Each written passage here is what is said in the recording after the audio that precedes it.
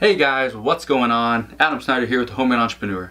So if you've been looking around online, you've been watching my channel, you've been watching other people's channels, you've been watching videos and just posts over on Facebook or Instagram, you see there's a lot of people making money on Amazon through Amazon FBA. But where are they getting this inventory? So in today's video, I want to give you 7 ways to source profitable Amazon FBA inventory. So let's get started.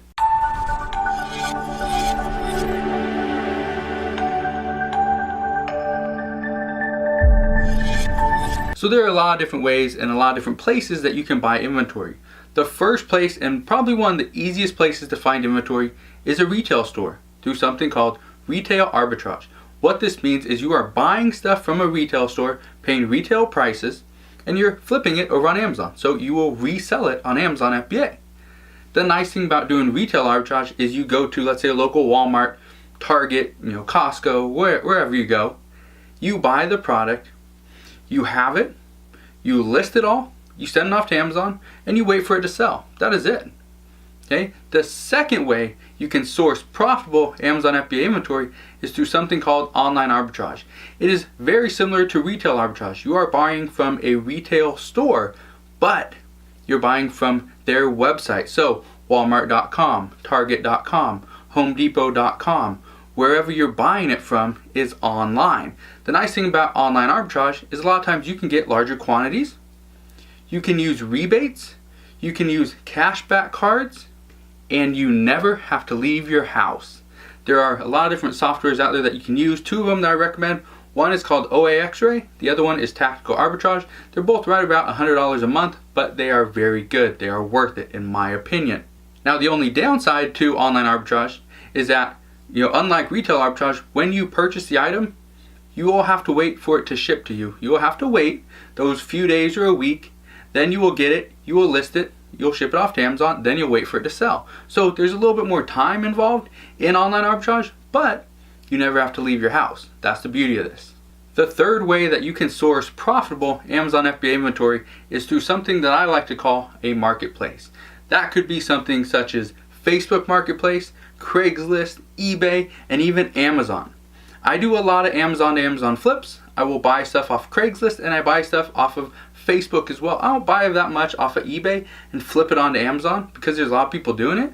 But locally, Facebook, Craigslist are great. Then Amazon to Amazon flips are another great one as well. So those are a few different things that most people don't think about, that you can find a lot of profitable inventory that people just want to give away or just sell because they don't need it or they just want the money.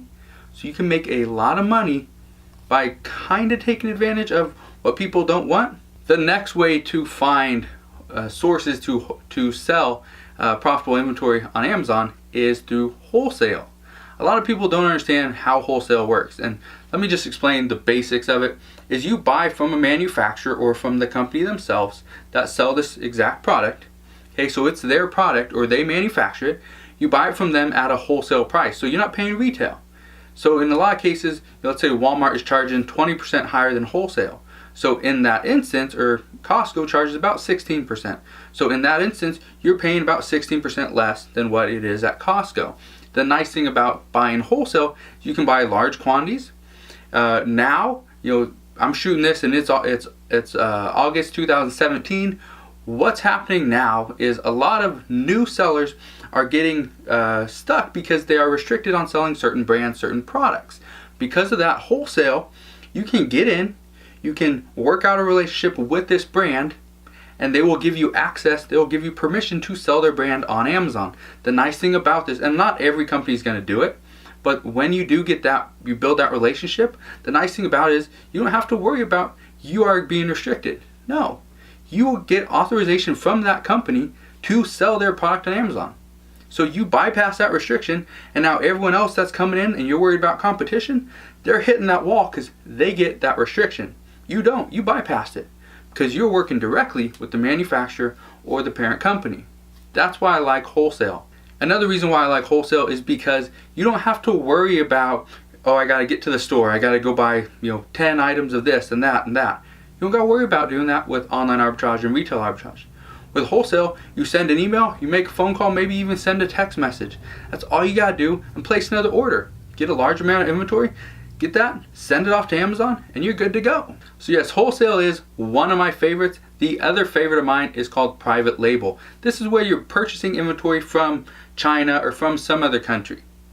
You can actually even buy it from the United States or Canada or wherever. You can buy it from anywhere. But what you're doing is you're buying a generic product, you're slapping your logo, your label on it, and then essentially it's a private label product. You get that shipped over, you send it off to Amazon, and you start making money. Now that is the very easy way to do it. That is very simplified.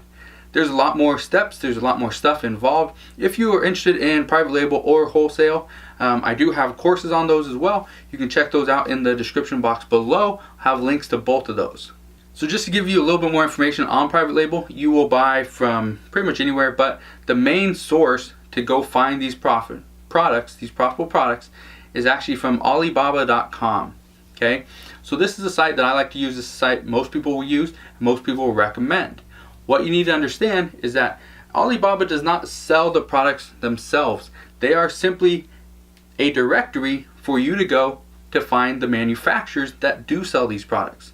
So don't get that confused. AliExpress sells the products. Alibaba is the directory for the manufacturers. So if you want to build a very profitable and very consistent business, an actual business, I highly recommend Alibaba, building that business through private label and making money. The nice thing about this is it will be consistent. You can always add new products, but it takes a little bit more work, a little bit more time, and that upfront cost. So if you have questions on that, let me know. Another source to find profitable Amazon FBA inventory is through a secondhand store. These could be places like thrift stores, like a Goodwill or Salvation Army. They could also be a place such as a pawn shop, or maybe even a yard sale or garage sale. You can find secondhand inventory almost anywhere. What most people don't realize is that the used inventory market is very profitable. Just last year alone, I made well over $100,000 profit from used electronics. That's just used electronics. I'm not talking about used tools. I'm talking about, these are things like used, VHS players, used DVD players, used TVs, cameras, toys, some video game stuff. These are just used electronics. There's other categories that you can sell in that are used and still make a lot of money, but you got to find those products. That is why I recommend secondhand stores. Now, not all secondhand stores are going to be the same. I find stuff that maybe somebody over on the East Coast never sees. I find that my Goodwills around me, we get inventory on every Wednesday from Target. These are like donation products that Target hasn't been able to sell, so they donate to Goodwill. Goodwill then pretty much cuts the price in half of the last clearance price that Target had, and they sell them at that price. In most cases, that will be a profitable product at that point. But that's here at my local Goodwills. Over on the East Coast, you guys might not be able to find that. So just know not every Goodwill, not every secondhand store is the same, not every pawn shop is the same. Look for things that you know, that you are familiar with, that you know are profitable, scan them or type it in your Amazon FBA seller app or Scoutify or whatever you're using, Profit Bandit, FBA scan, it doesn't matter what you're using. Type it in, figure out is that product profitable? If it is, buy it or negotiate the price. And the last one that I do not use very much anymore. Okay, I still use it very little, kind of just when I'm bored, but is liquidation. I will buy from liquidation places. One of the biggest ones is liquidation.com. Now, before you guys put any hate comments about liquidation.com in the comment section, just know I don't recommend liquidation pallets to anybody that does not understand the risk. There's a lot of risk involved in liquidation pallets. Most of my inventory that I get from a liquidation pallet from liquidation.com, I can sell about 40 to 50% of it. And that is because some of the inventory is not actually good. Some of it might be broken. There's so many issues with them. So I do buy liquidation pallets.